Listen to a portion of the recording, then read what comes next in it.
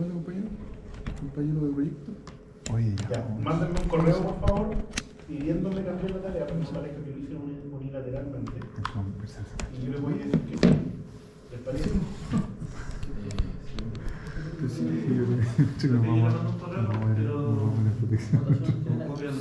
Con copia de los demás. Y avise, por favor, lo antes posible si tienen algún grupo de WhatsApp, para que no, la gente que está ahí corriendo esté un poco más liberada. Hasta el sábado. El sábado, ¿cómo estás conmigo? ¿Ya? Sí. No, tiene la hora. Por el domingo. Hasta el viernes. El sábado no va a poder avanzar más tampoco. ¿Cómo? Ya, pero tenía la tarea ni antes. No, sí, está bien. Gracias. Gracias. Filipe de no ir a ver. ¿Qué Está bien.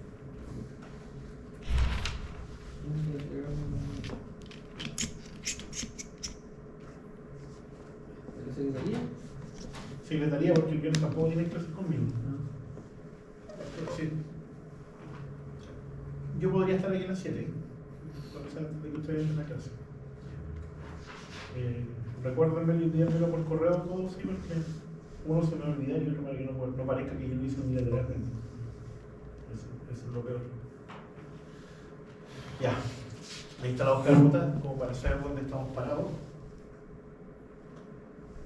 Vienen con ganas de nada, ¿no? Yo estoy lindo.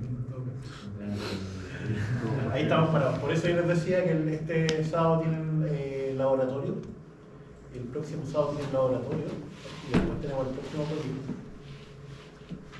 Así que vamos donde estamos parados. ¿Qué estábamos viendo antes de irnos de ese proceso que nos regaló el rector? Habíamos pasado los inversores. Estábamos viendo inversores, muy bien. Y alcanzamos a ver el inversor de onda cuadrada y hasta ahí nomás llegamos.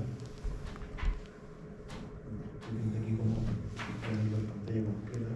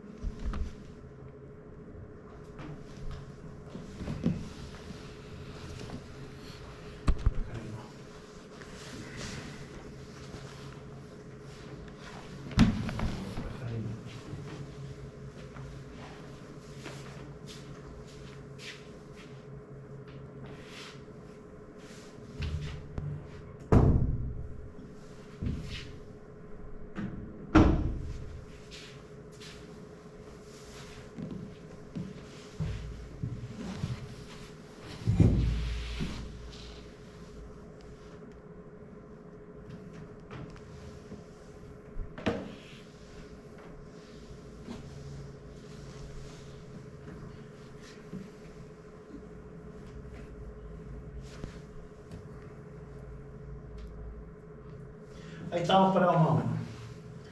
El problema ahora, bueno, recordamos, ¿cierto?, dónde estamos parados. Estamos viendo inversores. Un inversor en el fondo es un módulo dibujado de forma muy brutal, donde yo tengo una fuente de continua que puede ser de voltaje o de corriente. Lo típico y el foco de curso es de voltaje. Y voy a tener una etapa que me va a permitir convertir de continua a alterna, y eso después yo lo voy a poder conectar a una carga. ¿Ya? Entonces, dependiendo del tipo de dispositivo, en ese punto lo que voy a obtener es un voltaje que le voy a poner B sub I, que es el voltaje del inversor. ¿Ya?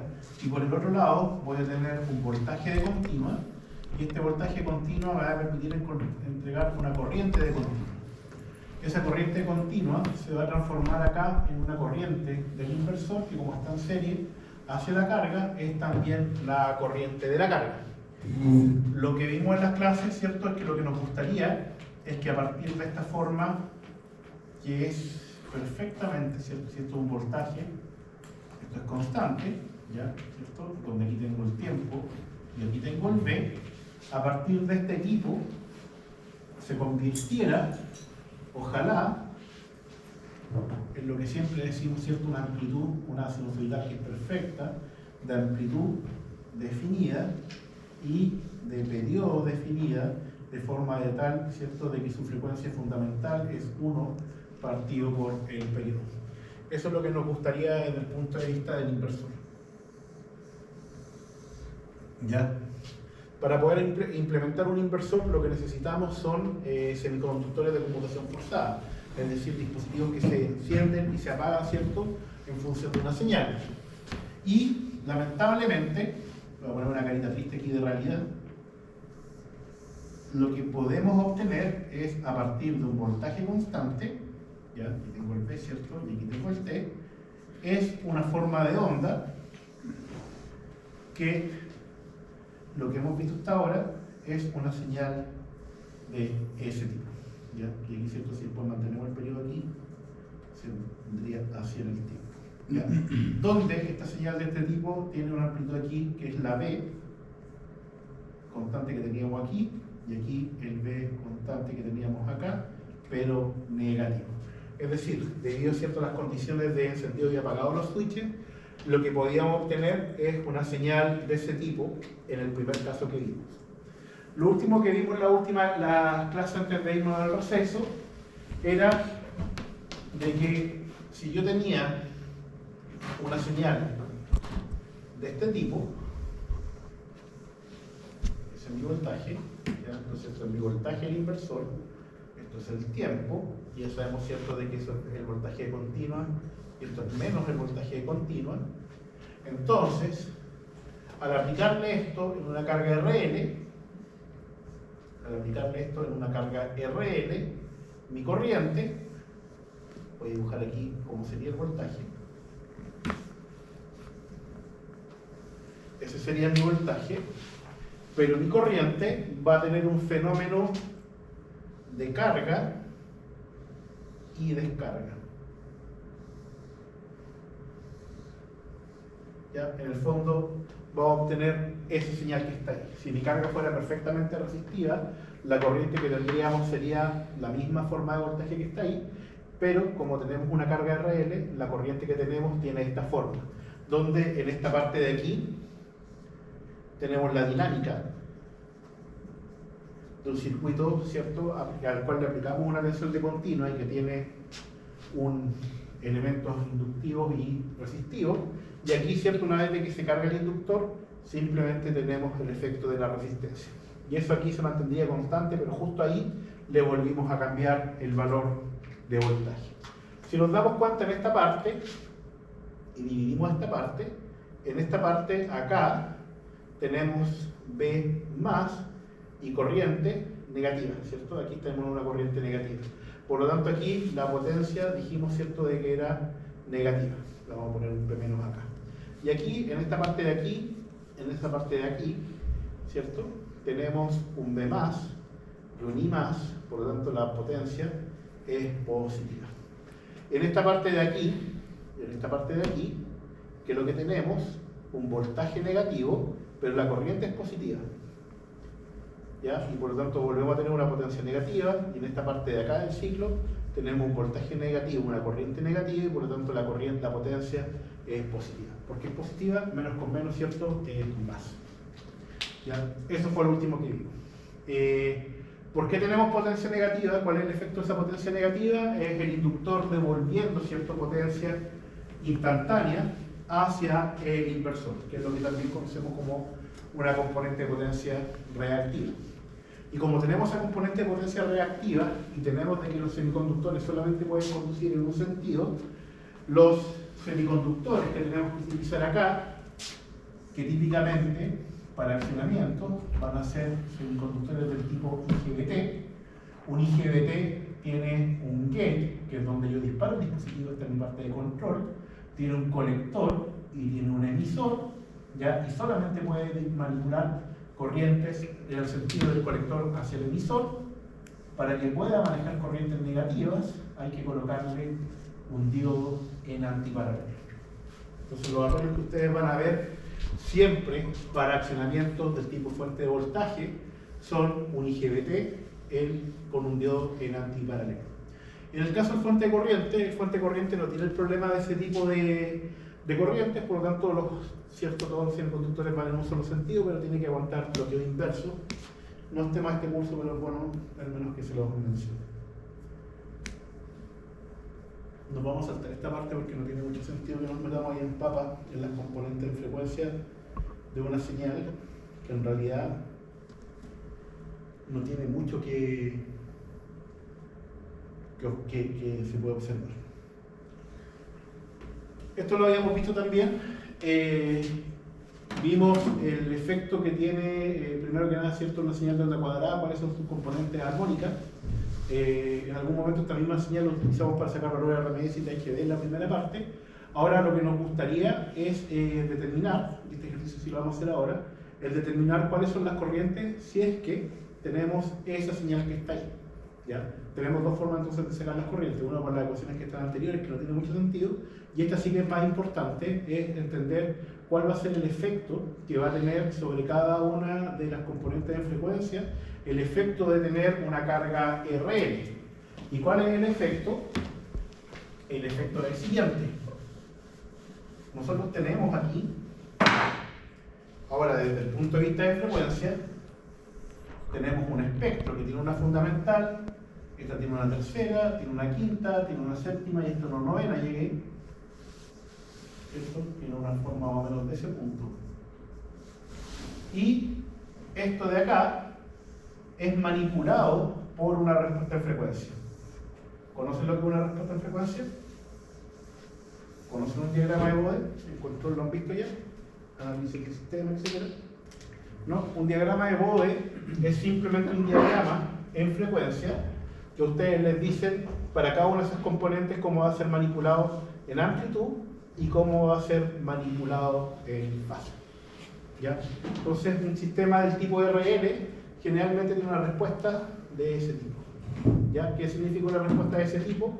De que algunas componentes, no exactamente las que están 1 a 1, las va a dejar pasar sin mucho problema, pero estas que están acá las va a atenuar.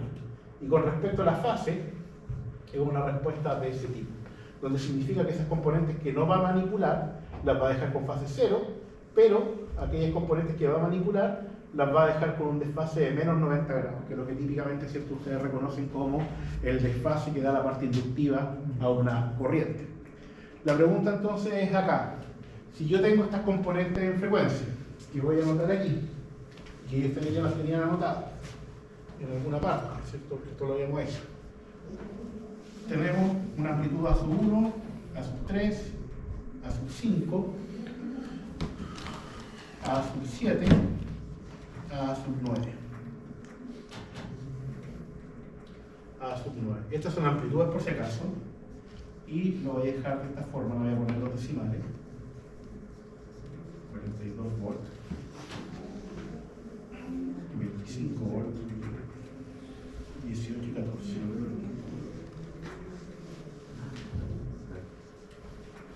Entonces estas son mis componentes, ¿cierto?, que tienen esa amplitud. Y en frecuencia, dado que esto, ¿cierto?, está para 50 Hz, la fundamental está en 50 Hz, esa es la A1, ¿cierto? La 3 está en 150 Hz. La 5, esto es un 5 por si acaso, está en 250 Hz. La séptima, ¿dónde está? 250 Hz, si no me equivoco. Y la novena en 450 Hz. Y tengo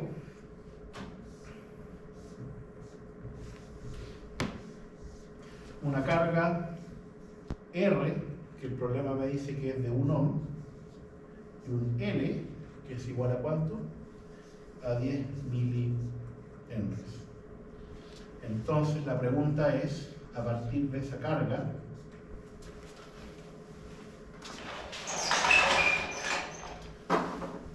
¿cuáles son las componentes de corriente 1, corriente 3, corriente 5, corriente 7 y corriente 9? Entonces vamos a poner ahí un gran signo de interrogación. Y esto aquí se vuelve, teniéndolo de esa forma, cosecante. ¿Por qué? Porque si se dan cuenta, ustedes tienen una resistencia, una inductancia y tienen voltajes en distintas frecuencias. Y gracias a la superposición, ustedes pueden analizar cada uno de sus voltajes y esos varios en este tipo de circuitos como si no existiera el resto. ¿A qué me refiero con esto? ¿Cómo yo determino la amplitud de la corriente 1? La corriente 1, ¿a qué es lo que va a hacer? Al voltaje 1, dividido por ¿quién? Por la impedancia 1. ¿Y el voltaje 1 lo conozco? Sí. El voltaje 1, lo que está ahí, ¿cierto? Me está diciendo que el voltaje 1, aquí es lo que es igual a 127 por seno de 2 por pi por, aquí voy a marcar la frecuencia, 50 por t. Si marqué la frecuencia, para que no nos perdamos, ¿cierto? Les voy a marcar aquí también la amplitud. Ese es mi voltaje. ¿Cuál es mi impedancia 1? Mi impedancia 1, ¿a qué es lo que va a ser igual? El módulo de la impedancia, ¿a qué es lo que va a ser igual? A R cuadrado más 2 por pi por, y aquí entra la frecuencia, por 50, 2 pi por 50, por el valor de la inductancia al cuadrado. Y a eso le aplico raíz.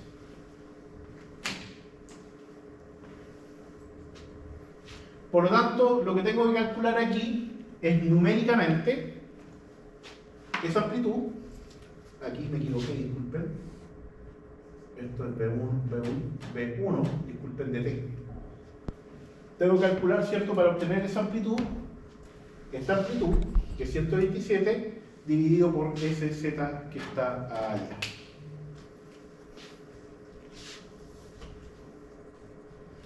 Para I3, lo voy a dejar expresado y ustedes lo calculan.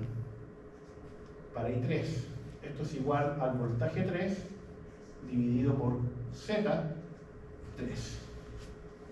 ¿Quién es el voltaje 3 en el tiempo? Es igual a ¿quién? ¿Cuánto tengo de amplitud en 3? 42 volt. 42 por, como dijimos que es una sinusoidal, 2 pi por, ¿cuál es la frecuencia? 3 veces la fundamental, 150 por t. ¿Y cuánto es z? Z3, disculpen. Z3 es igual a R cuadrado más 2 pi por 150 por t, disculpen, por L.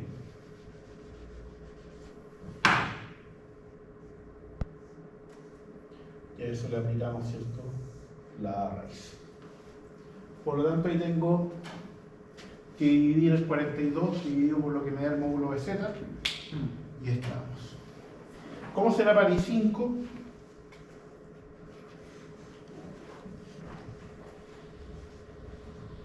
I5 dividido por Z5, donde I5 de t es igual a 25. Recuerden que esas son las amplitudes, no estamos hablando de valor RMS, pero si quisiéramos valor RMS, ¿qué tendríamos que hacer? Dividir por raíz de 2, ¿cierto? Si la sinusoidal. Pero si queremos sacar el valor RMS de la señal cuadrada con ese componente, sumar los valores RMS al cuadrado, ¿cierto?, de cada una de las componentes de frecuencia y aplicarle raíz, que es parte de la tarea también, creo. Seno de 2pi, como esta es la quinta, 250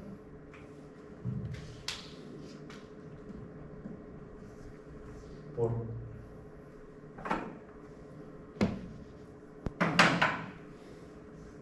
porque estamos de solución.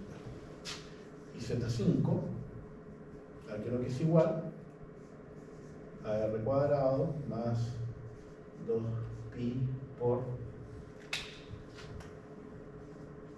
250 por L al cuadrado, y a todo eso ¿cierto? Le aplico raíz.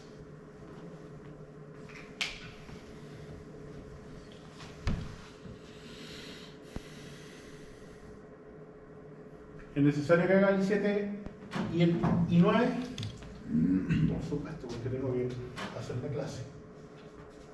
7 y 9. Es el voltaje 7 dividido por Z7, y 9 es el voltaje 9 dividido por Z9.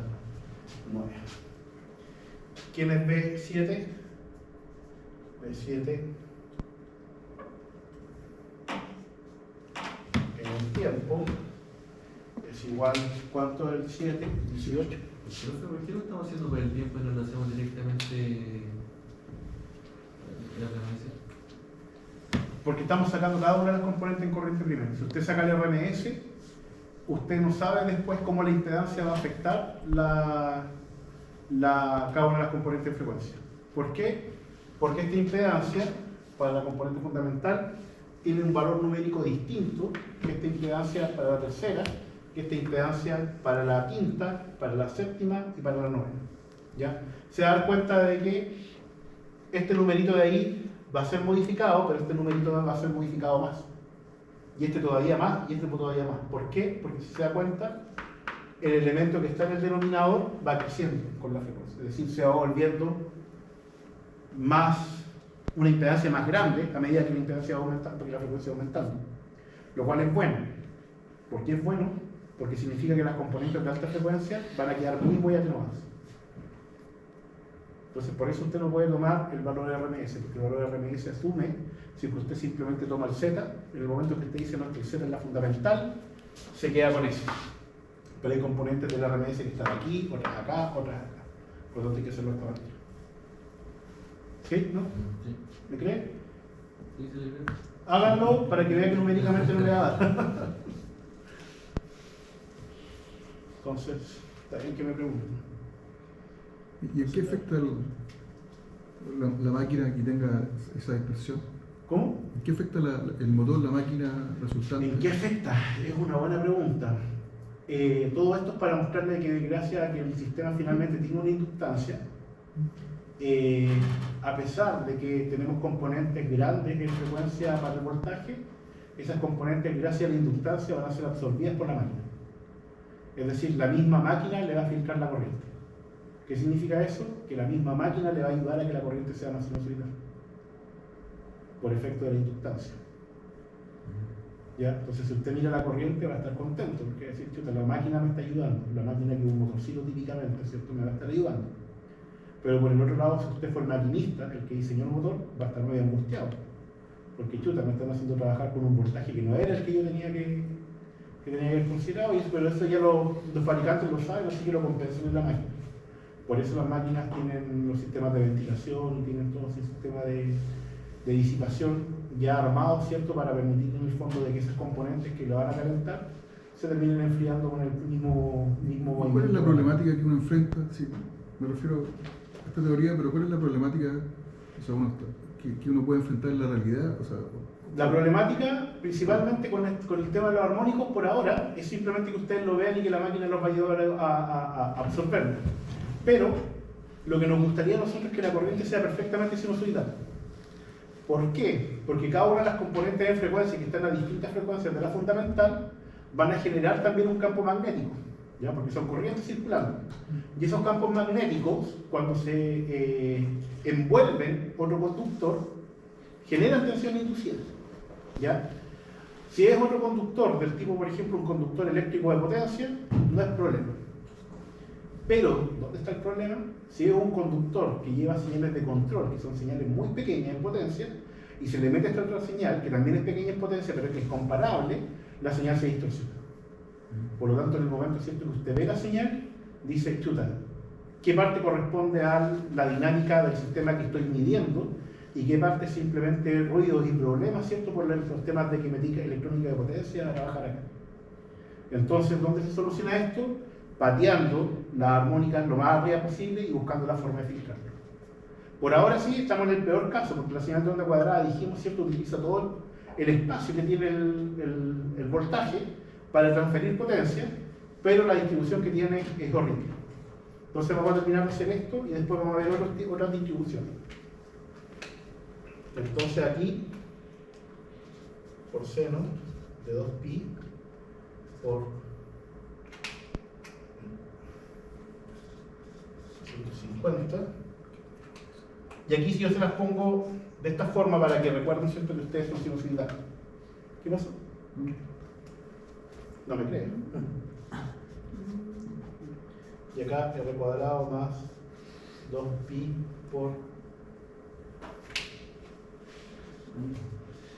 350 por L al cuadrado y aplico raíz. ¿Terminaron ustedes la novena? La tarea que viene van a tener que trabajar con esto.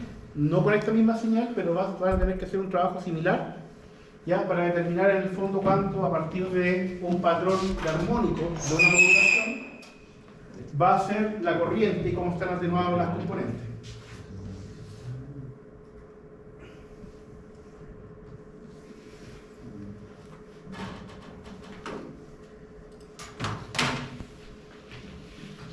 Quiero que se fijen, por favor, esa cuadrada es mi señal original y esas señales que están ahí son las componentes en frecuencia. Es decir, yo desarmo la forma de onda en sus series de Fourier y lo que encuentro son esas sinusoidales que puse allá. Ya, salvo la novena yo lo escribí, pero son esas sinusoidales que están ahí. Y eso, insisto, es lo que tienen que imaginar cuando ustedes en el fondo ven el espectro. El espectro lo que les muestra, ¿cierto?, son las amplitudes en las distintas frecuencias.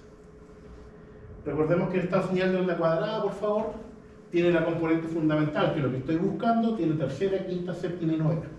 Entonces lo que viene a continuación son búsquedas de encontrar patrones de voltaje que tengan una distribución de componentes armónicos que sean más amigables que estas que están acá. ¿Ya? Quiero que entiendan eso, que esto que está aquí, si bien sirve, no es amigable para nadie. ¿Y por qué no es amigable? Porque tiene componentes en frecuencias bajas. Y esas componentes en frecuencias bajas son mucho más problemáticas. Me gustaría tirarlas a frecuencias altas y esperar, ¿cierto?, que la máquina con su inductancia las absorba. Entonces... ¿Y eso lo podemos hacer? ¿Ah? ¿Podemos subir la frecuencia del armónico? Sí, es lo que vamos a hacer. Pero tiene un costo, por supuesto. Lo primero que vamos a hacer es recortar la forma de onda. Entonces ahora esa va a ser nuestra forma de onda. Después les voy a decir cómo la recortamos. Pero si se dan cuenta, antes la forma de onda partía aquí, terminaba, ¿cierto?, en el semiciclo y después, ¿cierto?, acá no. Tenemos ese espacio donde no aplicamos voltaje. Este espacio donde no aplicamos voltaje son el semiciclo positivo y en el semiciclo negativo este espacio donde no aplicamos voltaje. El resto se aplica voltaje como una señal de onda cuadrada. Esto se tiene que diseñar, y si se diseña adecuadamente, este es el espectro resultante. ¿Qué pueden observar de esto? Que con respecto al anterior, que no hay tercera armónica. ¿Ya? No hay tercera armónica. La primera que aparece aquí es la quinta, aquí aparece la séptima, en el otro había novena, que es múltiplo de 3, pero aquí no está el noveno. El onceavo, el treceavo, el 15, que no lo vimos adelante, ¿ya?, tampoco está.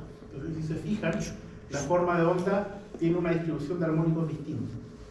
Pero, si nos damos cuenta, aquí en la amplitud de la fundamental, en el caso anterior llegamos hasta 127 y aquí estamos más o menos como en 110.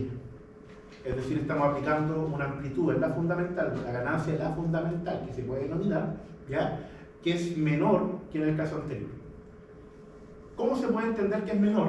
Lo que les dije, uno puede entender, ¿cierto?, que el área bajo la curva del voltaje, ¿cierto?, afecta la cantidad, ¿cierto?, de voltaje aplicado, voltaje RMS. Y si el área yo la he disminuido agregando estos espacios en cero, por supuesto que el voltaje que voy a aplicar en la fundamental va a terminar siendo menor. Entonces, ¿qué es lo que he perdido? He perdido ganancia en la fundamental. ¿Qué significa perder ganancia en la fundamental? Que en el caso anterior de la señal de onda cuadrada yo tenía una amplitud de 127 de la fundamental y ahora mi amplitud es aproximadamente 110. ¿Ya? Pueden hacer la relación y una pérdida más o menos como un 10%. Igual. Es harto, ¿cierto? Un mal comentario, a mí el colegio, si lo pago al contado, va a ser una rebaja un 10% y es caleta. Y claro, voy a llegar a pagarlo al contado para esa rebaja. Entonces, es harto. Ya puede parecer que es harto, que puede ser poco, pero es harto. ¿Y dónde más se vuelve harto? Si yo tengo una carga resistiva, solamente una carga resistiva, ¿cuál es la potencia que yo traspaso, si esto es voltaje, cuál es la potencia que yo traspaso a la carga resistiva? Voltaje al cuadrado dividido por la resistencia. Voltaje al cuadrado. Por lo tanto, si es que yo la achiqué, ¿cierto? Ahora tengo un efecto cuadrático en la disminución. Es decir, claro, disminuí un 10% la potencia que traspaso, el voltaje que traspaso, pero en términos de potencia, que es lo que realmente me importa, lo disminuí todavía más, porque es un efecto cuadrático. ¿Ya? Pero insisto, ¿qué es lo que gané? Ese espacio en blanco.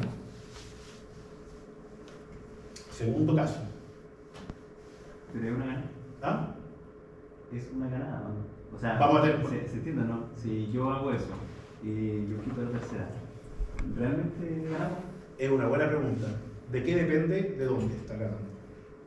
Yo les dije, esta señal de onda cuadrada, ¿la pueden ustedes utilizar? Adelante. Por supuesto que la pueden utilizar. ¿Ya? ¿Dónde les conviene utilizarla?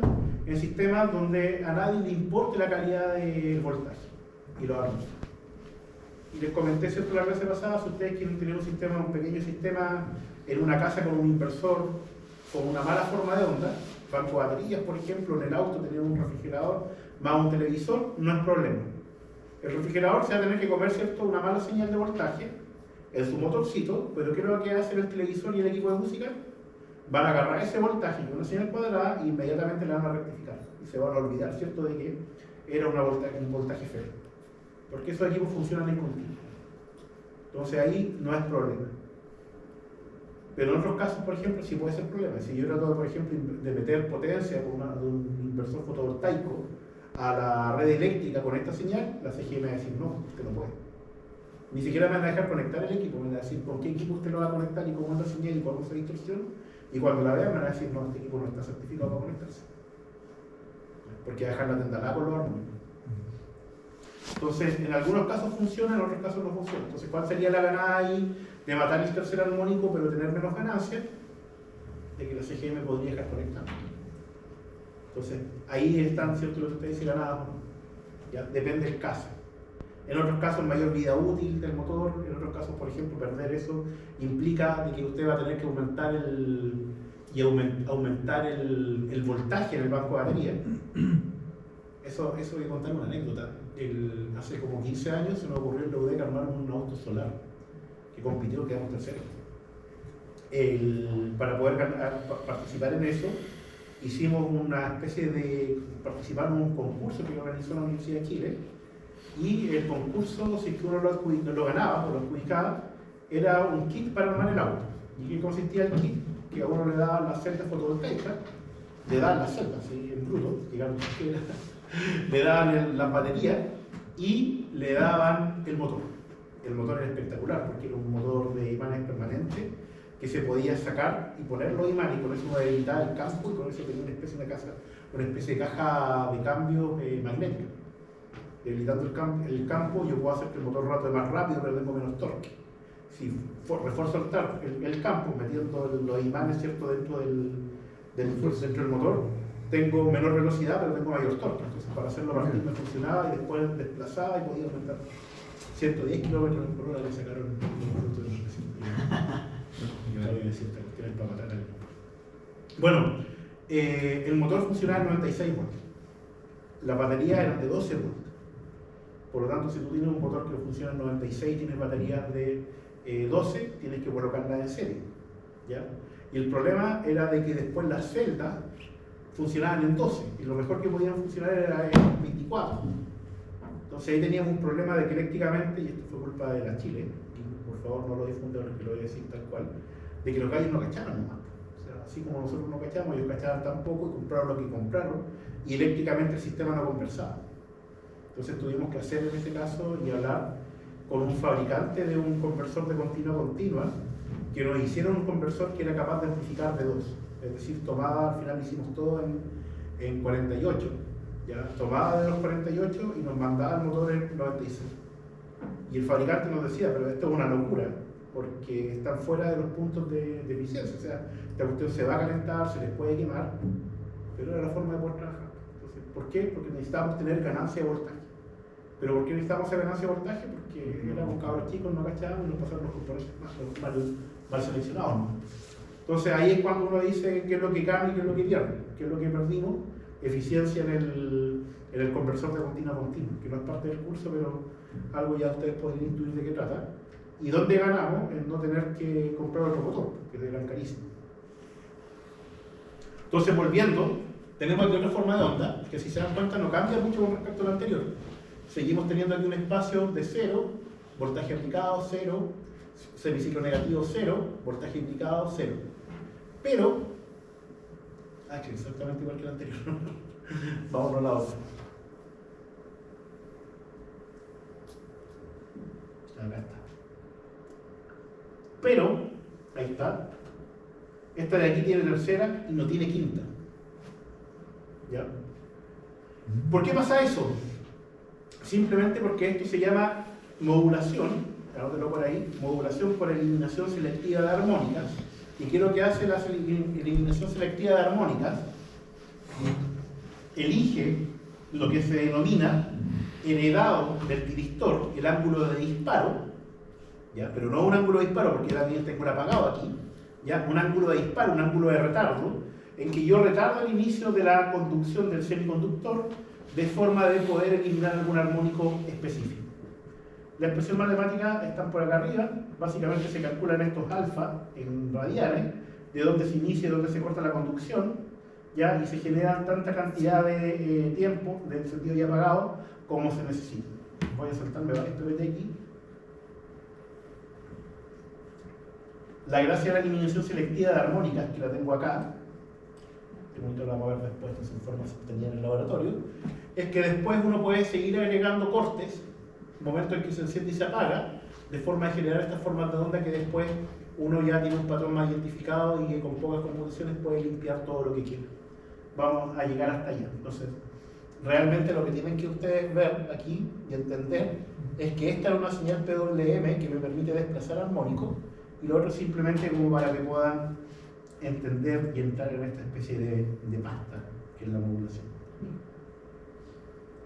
El problema es, si se dieron cuenta, que había un montón de encendidos y apagados, ¿ya? Y la pregunta es, ¿cómo yo genero estos encendidos y apagados?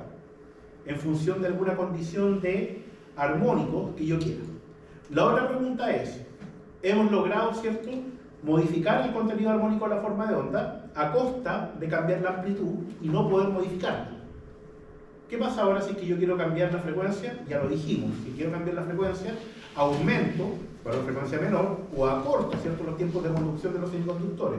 Es decir, tomo la forma de onda cuadrada, que la tengo dibujada aquí, y la estiro en el tiempo o la achico en el tiempo, ¿ya? Y ahí modifico la frecuencia.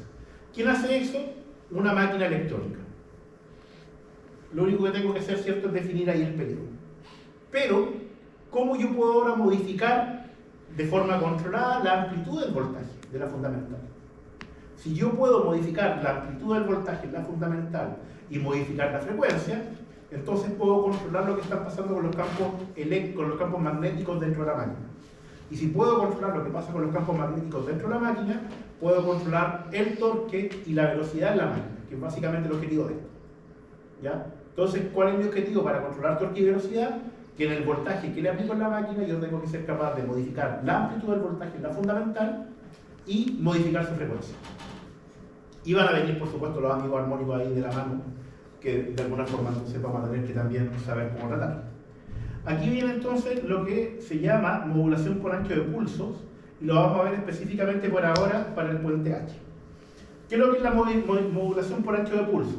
La modulación por ancho de pulso es básicamente definir en el sistema electrónico cuánto tiempo va a conducir o no va a conducir un semiconductor y a partir de eso jugar con el valor medio. ¿Cómo se logra generalmente? Dado que tiene que ser hecho con un sistema electrónico, se realiza a través de comparaciones. ¿De qué forma? ¿De qué forma? como el sistema electrónico finalmente trabaja con señales eléctricas, se genera una señal que se denomina carrier, y esa señal que se denomina carrier, lo voy a hacer en este caso como un diente de sierra, es una señal que crece con una pendiente constante y se reinicia a un periodo constante. Entonces tiene aquí una pendiente m y aquí tiene un tiempo. Si tiene un tiempo, entonces tenemos una frecuencia que es 1 partido por el tiempo. Y a continuación se toma una señal que se denomina moduladora. La moduladora se define en cualquier valor entre 0 y el máximo del carrier, de forma que si que yo pongo una señal sobre otra, se van a generar intersecciones. ¿Cuándo se va a disparar o no se va a disparar el switch? Esta es la señal del switch. La señal del switch se va a disparar si es que la moduladora es mayor que el carrier. Si se dan cuenta, está ahí, la moduladora es mayor que el carrier, y aquí la moduladora es menor que el carrier, por lo tanto ahí va a estar apagado, ¿ya? Entonces el switch va a estar encendido ese periodo de tiempo y va a estar apagado este periodo de tiempo. Como aquí el carrier se reinicia, inmediatamente, ¿cierto?, vamos a tener de que el switch va a estar de nuevo y continuamente cambiando de esa manera. Si ustedes recuerdan, el conversor de continua tenía un elemento que se llamaba ciclo de trabajo, y si que el ciclo de trabajo era 1, ¿cierto?, teníamos el voltaje de la fuente en el lado de la carga, y si era 0, no teníamos nada en el lado de la carga. Básicamente esto de aquí genera el mismo efecto del ciclo de trabajo de ese convertidor. Entonces, vamos a trabajar con un esquema de este tipo. Electrónicamente es muy fácil poder hacer un circuito analógico que trabaje con esas señales. De forma que yo tomo una señal del carrier, ahí tengo mi señal del carrier, y voy a tomar mi moduladora, que simplemente de ahora en adelante la voy a llamar N. Y eso, y aquí se acuerdan de John Correa, lo coloco en un comparador. Un comparador, ¿cierto?, es un operacional que está alimentado de BSC y acá está conectado a tierra, y eso de aquí lo puedo conectar a mi señal de switch. ¿Y qué es lo que va a pasar aquí? Que cuando M sea mayor que el carrier, S va a ser igual a 1 si, solo si, M mayor o igual que el carrier, lo voy a poner solamente la C porque no me cabe, y S va a ser igual a 0 si y solo si M es menor que el carrier. Entonces, después, ¿de dónde saco estas señales? Esta señal, en un sistema muy arcaico, lo podría manipular con un potenciómetro, y esta señal de acá es simplemente una señal de un reloj, que puede ser un oscilador 555, pasado por un integrador. La integral, ¿cierto?, de una señal cuadrada es un diente de sierra. Entonces, si se dan cuenta, electrónicamente son muy fácil de poder implementar. Ahora, ya nadie lo implementa en forma analógica, todos lo implementamos en forma digital, porque si en forma analógica es fácil, el digital es escribir 2 líneas de código y se soluciona. El primer caso que vamos a ver es la modulación por ancho de pulso.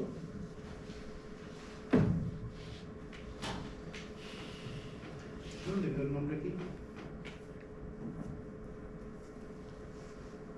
No, aquí está solamente la introducción. La primera que vamos a hacer es la modulación bipolar. En la modulación bipolar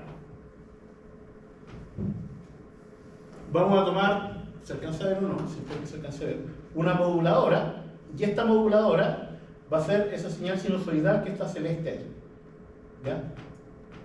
Y vamos a tomar una señal triangular que es el carrier.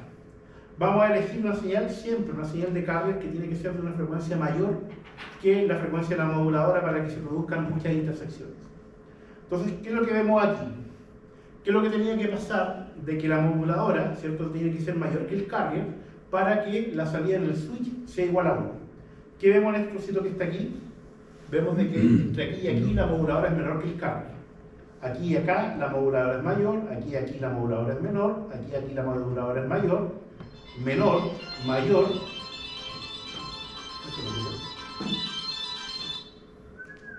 Y así sucesivamente. ¿Qué es lo que se logra con esto? Se logra a partir de un puente H, generar esta señal que está aquí. Si es mayor, se enciende S1 y S2. ¿Recuerdan el puente H? El puente H, yo no lo recuerdo. Es un H, muy bien. ¿Cierto? Pero para que recuerden los switches, estábamos ahí, ¿cierto? Aquí nos conectábamos a la carga. Y este de aquí, el S1, S3, S2 y S4. Y aquí lo que vamos a tener es de que la moduladora y el carrier van a entrar hacia el comparador. Este es más, la moduladora va al más, el carrier va al menos. Y aquí vamos a sacar el S1 y el S1 conduce con el S2, por lo tanto sacamos aquí el S2 y vamos a negar y vamos a sacar el S3 y vamos a negar y vamos a sacar el S4. Es decir, cuando no está aplicando el voltaje positivo, va a estar aplicando el voltaje negativo. Y aquí se puede ver. Aplica el voltaje negativo, aplica el voltaje positivo, negativo, positivo, negativo, positivo. Pregunta, y espero que me digan que no. ¿Ven una sinusoidal aquí? No. Es muy cierto, cuesta ver una sinusoidal. Para pillar una sinusoidal, lo que uno tendría que, cierto, buscar son los semiciclos, buscar un semiciclo positivo, semiciclo negativo, y esperar, cierto, de que ambos tengan un área igual bajo la curva, pero en esta cuestión que está aquí, es muy difícil verla. Cuando cueste mucho ver una sinusoidal, ustedes pueden inmediatamente pensar que esto está muy distorsionado. ¿Por qué no una sinusoidal? Pues recuerden el concepto del THD. El THD, que es lo que era la parte distorsionada, ¿cierto?, contra la parte que me servía. Vamos a ver ahora el espectro de esa señal. Y aquí está porque está muy distorsionada. Esa señal que está ahí, si yo saco el FFT, obtengo esto que está aquí. Esta componente es la componente fundamental, si la saco por unidad. Y si se dan cuenta, tengo todo ese espacio que se llama banda muerta, anótenlo por ahí, ¿ya? Porque ahí no hay armónico, hasta que aparece el primer armónico, que es muy chiquitito. Aparece uno más grande, otro más chiquitito, ¿cierto?, que el anterior, y así. Fíjense aquí. Aquí tengo el 10, aquí tengo el 20, este punto de aquí, este punto medio de ahí es el 15. Si que multiplico 15 por 2 tengo el 30, aquí tengo el 30, y si se dan cuenta en torno al 30, aparece otro grupo de armónicos. Eso está relacionado con el carrier. ¿De qué forma está relacionado con el carrier? Vamos a mirar el carrier. ¿Cuál era el carrier? Era la triangular que estaba aquí, ¿cierto? En un ciclo de la fundamental, ahí tengo un ciclo de la fundamental, ¿cuántos ciclos del carrier hice? 1, 2, 3, 4, 5, 6, 7, 8, 9, 10, 11, 12, 13, 14, 15. 15 ciclos del carrier. Y si se dan cuenta, los armónicos están posicionados en torno al 15. La gracia que tiene esta técnica de modulación es que la frecuencia del carrier, que en este caso es 15 veces mayor que la frecuencia fundamental, define dónde van a quedar los armónicos. ¿Y dónde van a quedar los armónicos? Si el carrier es 15, los armónicos quedan en el 15. Este es el espectro armónico. Este es el espectro armónico. ¿Y dónde queda el segundo pack? En el 30. ¿Y dónde queda el tercer pack? En el 45. Entonces, si se dan cuenta, si yo quisiera dejar el primer set de armónicos en el 30, por ejemplo, ¿qué es lo que tendría que hacer? Hacer que el carrier sea 30 veces más rápido que la fundamental. ¿Cuál es el problema? El problema es que por cada cambio tengo que prender y apagar los switches, que se ve aquí, ¿cierto? Por lo tanto voy a tener más cambios, más encendidos y apagados, y eso también son más pérdidas. Una cosa por otra. Una cosa por otra. Entonces, ¿qué es lo que voy a aceptar? Voy a aceptar mayores pérdidas a cambio de un espectro mejor, o voy a tener pocas pérdidas a cambio de un espectro peor. Más cosas que tengo que decidir. ¿Ya? Y eso, de nuevo, lo decido en función de la aplicación. Si me están exigiendo calidad de corriente, tengo que pagar más pérdidas, estoy obligado. ¿Y cómo pago más pérdidas? Tengo que sobredimensionar de repente los semiconductores, tengo que pagar más aluminio y de repente tengo que poner algún sistema de ventilación forzada para poder extraer el calor del sistema. ¿Ya? Y si no quiero pagar eso, ¿qué es lo que hago? Doy una forma de onda peor, pero la aplicación de mi producto no va a ser tan amplia como yo quiero. Básicamente inversores para el auto. ¿Cómo generábamos carne en ¿Ah? la sinusoidal? ¿Cómo generábamos carne? Dijo que haciendo más rápido los efectos, el cambio. ¿Me puede repetir la pregunta que está mirando su compañero? ¿Cómo generaba más carne dentro de la sinusoidal? Lo único que tengo que hacer es que el carry, la frecuencia del carry sea mayor. Y eso se puede programar en un sistema microcomputarizado como el que está ya cierto con excedente de cierre, tendría que programar. Pero cada ciclo del carrier es un efecto ahí. Cada ciclo del carrier me va a generar comparaciones con la moduladora. Y esos son los cambios. Ahora, observen esto. Vámonos solamente para poder hacer la comparación. Aquí está la señal de onda cuadrada. Aquí está la señal de onda cuadrada. 127 tengo la fundamental. Y el primer armónico está aquí, en el 40. ¿Ya? 120 dividido por 40, es decir, un tercio. Es decir, tenemos el primer armónico que es un tercio prácticamente de la fundamental. En este caso, en esta modulación, si nos damos cuenta, el primer armónico relevante, el mayor, es un 60% de la fundamental. Y estos que están aquí son prácticamente un 35% más. Por eso esta cuestión se ve tan distorsionada. Los armónicos, ¿cierto?, son muy grandes en comparación con la componente fundamental. Y si los armónicos son grandes en comparación con la componente fundamental, ¿qué pueden decir del THD? Que el THD es elevado. Alto. Pero está en la. Ahora. Quinceava, o sea, igual ¿Cómo? está como en la quinceava, o sea, igual no está. Así como loco, ¿no? Sí, o sea, esto es más fácil de filtrarlo. Aquí está la quinceava, ¿sí? Está la quinceava. Es así. Pero igual tiene una componente importante. O sea, sí, y la quinceava, pues de la 15 por 50, se caleta igual. Pero afecta. No sé, pero. Afecta. Si alguien le mide el THD ahí, lo mismo que lo va a molestar. Profe, físicamente, ¿qué es lo que hace el armónico? Físicamente es una componente de corriente que está circulando por ahí, libre por el mundo. Y esa componente de corriente, que tiene una frecuencia mayor, significa que al conductor por el que lo atraviesa, tiene ese conductor una resistencia mayor que para la componente fundamental, por efecto del efecto Skin. Y como la resistencia es mayor, hay un efecto de I cuadrado de R, que implica, ¿cierto?, una mayor disipación también de temperatura, por efecto Joule. Pero hay un aumento de corriente, generalmente por lo que he leído, y ustedes saben que se supone que cuando estas corrientes se devuelven por el neutro a veces. Ese es otro caso. ¿Ya? Ese es otro caso, que hay varios casos. Si usted solamente piensa en el armónico, usted tiene esta componente de corriente, que es la corriente que usted le produce el trabajo efectivo. Y por lo tanto, por esta, ¿cierto?, usted paga, si usted es el consumidor, y si usted es el proveedor, por esto usted cobra, por esta componente corriente. ¿Ya? Por efecto de electrónica de potencia y el armónico le va a aparecer esta componente corriente, ¿ya?, que también va a pasar por el cable.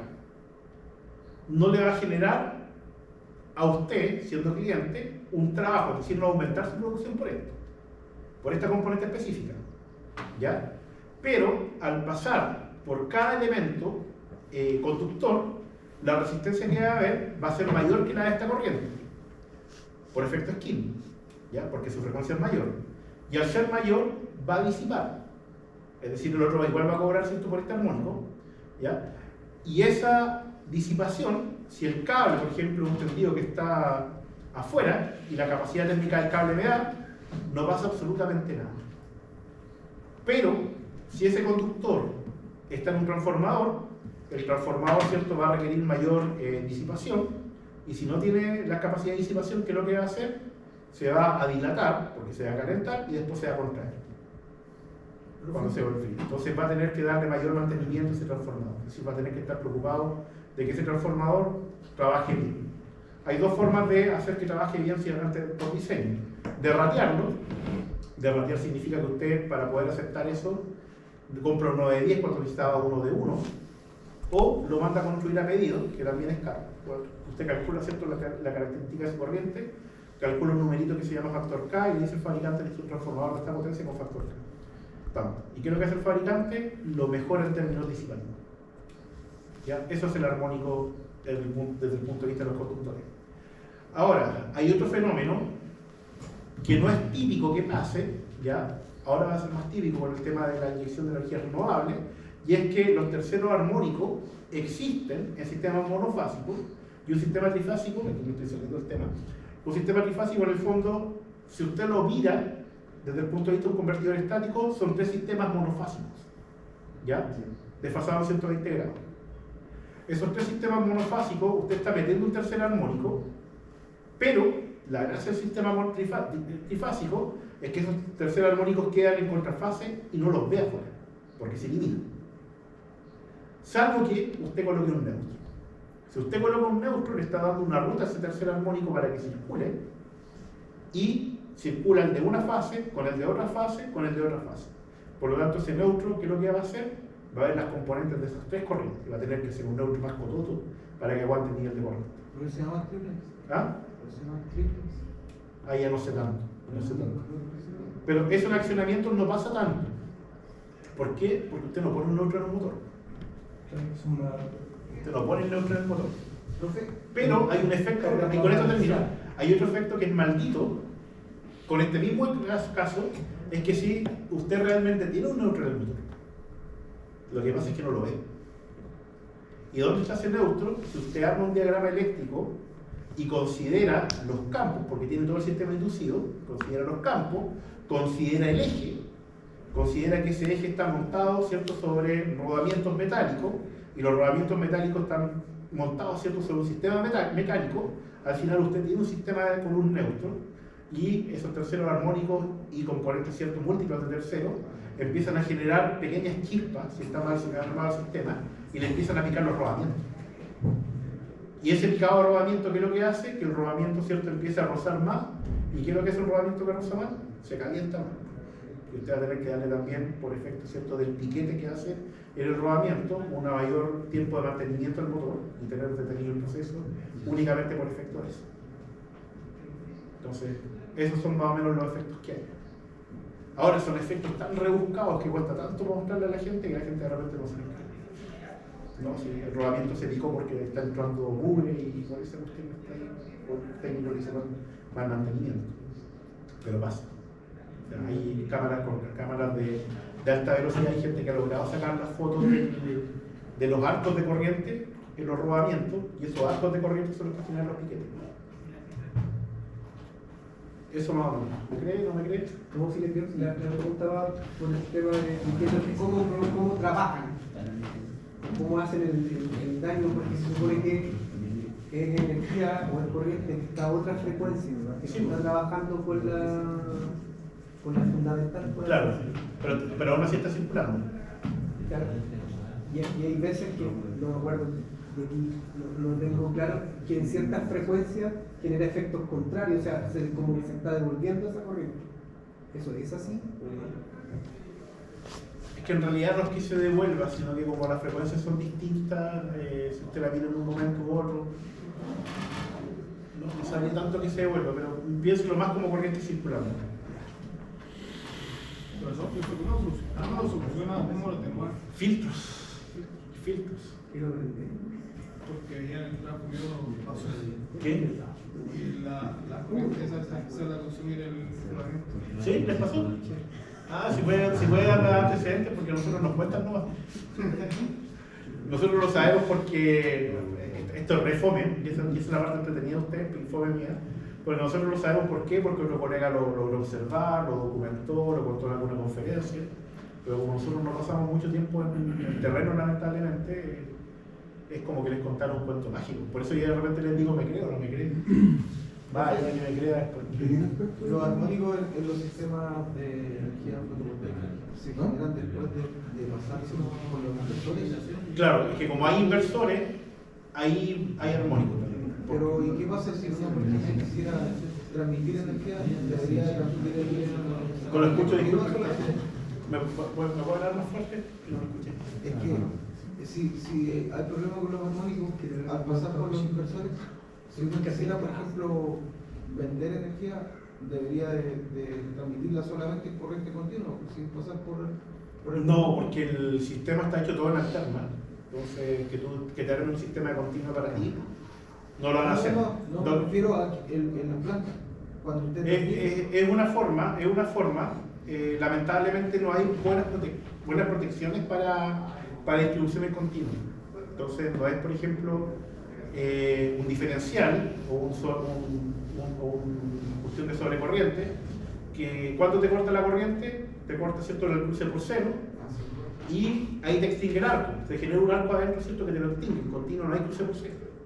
Entonces, el problema de las protecciones en continuo es un problema grande. ¿Qué es lo que se hace? Se transmite en alterna, y al lado del inversor, un tema grande de estudio, se trabaja en diseñar filtros apropiados para que no te generen muchos reactivos y que además entre la velocidad de conmutación del equipo más el filtro sean lo suficientemente buenos para que tú puedas vender la energía. Entonces ahí es donde aparecen los filtros de tercer orden, hasta cuarto, quinto orden, incluso ahora de esta medida. Cosa de que tú no tengas que tampoco acelerar tanto la frecuencia, porque más frecuencias son mayores pérdidas. Y no es un tema ahí, lo que vuelvo a decir siempre, no es un tema de eficiencia, de que chuta, estoy perdiendo un 2, 3, 4%, ¿cierto?, de la producción fotovoltaica en pérdida en el equipo. Es que además tienes que pagar después por el equipo de enfriamiento, el pedazo de aluminio, el ventilador, para que tus semiconductores no se quemen. Y el neutro, entonces, comercialmente lo aumentaron por los armónicos. Sí, por los armónicos y también por los desbalazos. Los desbalazos también producen corriente en los neutros.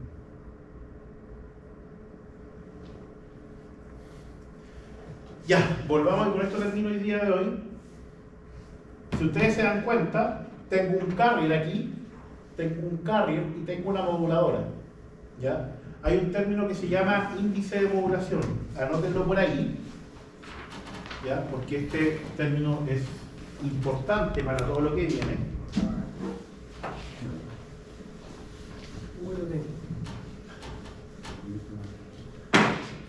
Yo puedo tener la amplitud y cualquier cosa. La amplitud, ¿cierto?, del carrier. ¿Cuál es el carrier? La señal triangular, ¿ya? Y puedo tener la amplitud de la moduladora. ¿Cuál es la moduladora? La sinusoidal, ¿ya? Entonces, la amplitud del carrier lo voy a llamar A sub C, la amplitud de la moduladora la voy a llamar A sub M. Por lo tanto, puedo definir el índice de modulación como M sub A, que es igual a la amplitud de la moduladora dividida por la amplitud del carrier, ¿ya? Y con eso puedo hacer cosas. ¿Qué significa eso? De que el carrier, en general, que cuesta más generarlo, lo defino constante, y la moduladora la puedo hacer más pequeña o la puedo hacer más alta, ¿ya? Y eso me va a dar el término que se llama, la relación entre uno y otro, que se llama índice de modulación. Si yo tomo el índice de modulación y empiezo a jugar con eso, puedo generar este gráfico. En este gráfico tengo la ganancia de la fundamental versus el índice de modulación. Es decir, ¿qué tanto es la amplitud de mi componente fundamental una vez que ya tengo el patrón PWM en función de mi índice de modulación? Acá abajo tengo el M sub A. ¿Qué es lo que es el M sub A? La amplitud de la moduladora dividido por la amplitud del carrier. ¿Qué es lo que tengo aquí? La ganancia por unidad de la fundamental. ¿Qué es lo que es la ganancia de la fundamental? La ganancia de la fundamental es igual a el voltaje DC dividido, no, disculpen, no es el voltaje DC, el voltaje DC va acá abajo, el voltaje DC dividiendo a la amplitud de la componente fundamental. ¿Qué era eso? ¿Ah? La ganancia de la fundamental. Entonces, ¿de qué me sirve conocer la ganancia de la fundamental? Pensemos, por ejemplo, que la ganancia de la fundamental es 1, por dar un valor relativamente fácil. Y yo tengo un voltaje de continua de 100 volts. ¿cuánto será la amplitud de la fundamental, de la componente fundamental? 1 por los 100 volts, ¿cierto? Será por lo tanto 100 volts. Así es simple. ¿Y qué pasa ahora? Si yo mantengo mi voltaje continua en 100 y logro disminuir la ganancia de la fundamental en 0,5, ¿cuánto será el voltaje, la amplitud del voltaje fundamental en la salida del inversor? 0,5 por 100, 50 volts. ¿Ya? Entonces la ganancia de la fundamental, si yo la logro manipular, puedo manipular la amplitud del voltaje de salida entre 0 y el voltaje de continuo. ¿Qué es lo que tenemos aquí? La ganancia de la fundamental por unidad, índice de modulación. Si mi índice de modulación es 0, ¿cuánto es mi ganancia de la fundamental? 0. ¿Ya? Es decir, yo puedo apagar el convertidor poniendo una moduladora 0. ¿Qué hago si mi índice de modulación es muy grande, mayor que 3? Mi ganancia de la fundamental es 1,27. Ahí aparece un 1,2, ¿cierto? Es 1,27. ¿Por qué es 1,27? Porque básicamente degenero la señal PWM en una señal cuadrada, que es la mayor ganancia que puedo tener en un sistema monofásico. ¿Y entre medio qué pasa? Observen ustedes. Entre 0 y 1 tenemos una relación que es perfectamente lineal. Si yo tengo un índice de modulación unitario, ¿cuánto es la ganancia de la fundamental? 1. Si mi voltaje ese fuera 100, ¿cuánto sería mi amplitud de la fundamental? 100. Si mi índice de modulación es 0,5, ¿cuánto es mi ganancia? 0,5. Es decir, manipulando la amplitud de la moduladora, yo puedo definir cuánto va a ser la amplitud de la componente fundamental en el lado de alterna del inversor. El problema viene aquí. Si es mayor que 1, si nos damos cuenta está por aquí como 2, no tenemos una relación lineal. Tenemos como una curvita. ¿Qué significa esto? Que de aquí a acá yo aumenté el doble y mi ganancia fue el doble. Pero de aquí a acá yo aumenté el doble y mi ganancia fue solamente un 20% más. ¿Ya? Porque es no lineal. Y aquí tenemos una zona que se llama de saturación, donde la forma de onda degenera la señal cuadrada que vimos al principio. No puedo tener una señal mayor en alterna que la señal cuadrada. Y esa es mi máxima ganancia. Entonces, en general, cuando se trabaja con un convertidor, ¿dónde se trabaja? Se trabaja de aquí para abajo, en la zona de modulación. Es decir, en la zona donde tengo una relación de la ganancia con respecto al índice de modulación que es lineal y que en este caso tiene pendiente unitaria, afortunadamente. Y esta zona de acá, si bien se puede aprovechar en algunos problemas, y yo le puedo sacar todavía un 20% más al convertidor, ¿ya? Pero tiene unos problemas que vamos a ver a continuación. Siempre lo doy como este ejemplo. Es como si yo tuviera un auto que pudiera ir de 0 a 100, ¿ya? Sin problema, pero si yo quiero ganar una carrera, pensando que corro un auto, ¿ya? Podría sacarle 20% más sobre el 100, es decir, hasta 120 kilómetros por hora, ¿ya? Pero, por supuesto que traería consecuencias. ¿Cuáles serían las consecuencias? La primera, que no es tampoco consecuencia, es que en la primera parte, ¿cierto? Yo puedo regular la velocidad en forma lineal con el acelerador, pero después tengo que presionarlo mucho más para ganar un 20% más. No es mucho problema. ¿Cuál es el real problema? El real problema es cómo están distribuidos los armónicos, ¿ya? Y lo que está aquí en este gráfico es de nuevo la ganancia por unidad, la frecuencia, y aquí está el índice de modulación. Si se dan cuenta, aquí tenemos de 0 hasta 1, lo voy a parar mejor para mostrárselo. Aquí tenemos de 0 hasta 1, y aquí de 0 hasta 1 respetamos toda la parte donde no hay armónicos. Pero si yo me paso el 1, es decir, me paso a la zona no lineal, aparece inmediatamente este tercer armónico que empieza a crecer. Aparece inmediatamente ese tercer armónico que empieza a crecer. Es decir, mando a la chuña todos los esfuerzos que hice por no tener el tercer armónico, que fue lo que me llevó a tener el PW. ¿Cuál es la ventaja entonces? Primero que nada, que puedo regular de muy buena forma la amplitud de la modulación, la frecuencia, y tengo los armónicos conocidos. ¿Cuáles son las desventajas? Las desventajas es que voy a tener una menor ganancia en la fundamental de lo que tiene la señal de onda cuadrada. De nuevo, ¿a cambio de qué? A cambio de un mejor espectro armónico. El espectro armónico viene a cambio de qué? A cambio de tener una mayor frecuencia de switcheo, por lo tanto de tener más pérdida. Entonces, viene todo de la mano. Este fue el primer caso, es un caso de estudio nomás, no lo uso nunca. Y acá viene el caso unipolar, donde repito el mismo chiste, pero ahora para una pierna, para un set de switches, voy a tener una sinusoidal, y para el otro set de switches voy a tener otra moduladora que va a estar en contrafase a la original. Entonces, si se dan cuenta, ahora hay dos moduladoras dando vueltas y volvemos a tener el cambio. Esas son las comparaciones, y si las resto, esto que está aquí, que es lo que ustedes deberían reconocer como una PWM, es la señal que yo aplico en el lado de alterna. Y aquí les vuelvo a preguntar, ¿ven aquí una sinusoidal? No es tan fácil verla, pero uno puede entender de que aquí hay una fundamental. Hay un semiciclo positivo, un semiciclo negativo, y las áreas más o menos, ¿cierto?, podrían ser similares. Que es muy distinto al caso que les pregunté la vez anterior. ¿Podrían encontrar aquí una sinusoidal? Es mucho, mucho más complejo. Esto que está aquí, que es la unipolar, la modulación unipolar, es más o menos lo que ustedes deberían reconocer siempre como una señal de voltaje modulada en un inversor.